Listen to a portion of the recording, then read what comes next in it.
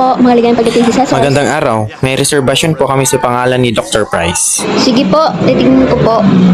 Dr. Price, estudentista ka naman. Uy, huwag ka nang magpapanggap ng ibang profesyon. Hindi naman magarbo kung totoo. Dentista ka nga, huwag ka masyadong mag-excite. At kung sakaling may magka-heart attack, tumawag pa rin kayo ng 900 Gagawin ko at naman 1. iyon. Can I ask you a question? Pwede ba akong magtanong? Ano po ang ibig niyo sabihin? Alam niyo ba kung pwedeng magamit ng pager dito sa hotel? Hindi ko po alam. Payphone bank. Wala akong signal ang beeper ko. May telepon po sa kwarto niyo. Sige, gagana na iyon. So, nakabook po kayo sa isang 2-bedroom suite sa ika-12 na palapag-ayos Perfecto. po ba yun? Totoo lang, iniisip ko kung mayroon kayo. Hindi naman kailangan. Hindi naman tayo magtatagal sa kwarto. Wala namang problema. Pwede tayong mag-share ng kama sa isang gabi. Kung mag-share tayo ng kama at matulog kasama ang mga matatanda, okay lang ba sa'yo?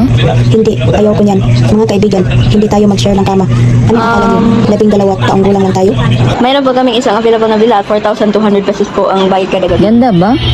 Oh, ganda po. Magkano ba ang villa? Hindi ko maibibigay sa kanya ang credit card ko. Maghati na lang tayo. Nababaliw ka na ba? Hindi. Kami na ang bahala dito. Hindi mo naiintindihan. Si Melissa ang nag-check ng statement ko. Okay lang po, kailangan lang namin ng credit card sa files. Hindi po namin kayo sinusunod, hindi kayo nag-check out. Perfecto. Galing. Salamat, Lisa. Aayusin na lang namin bukas. Sige.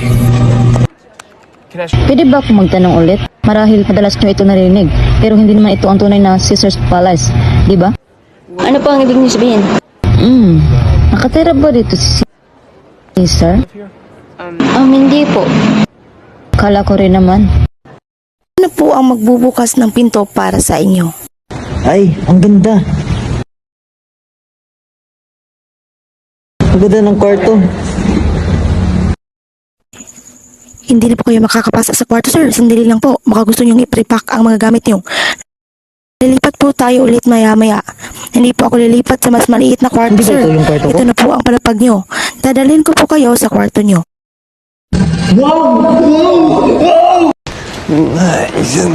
Ang ganda! Ulala! Uy! Ayos ako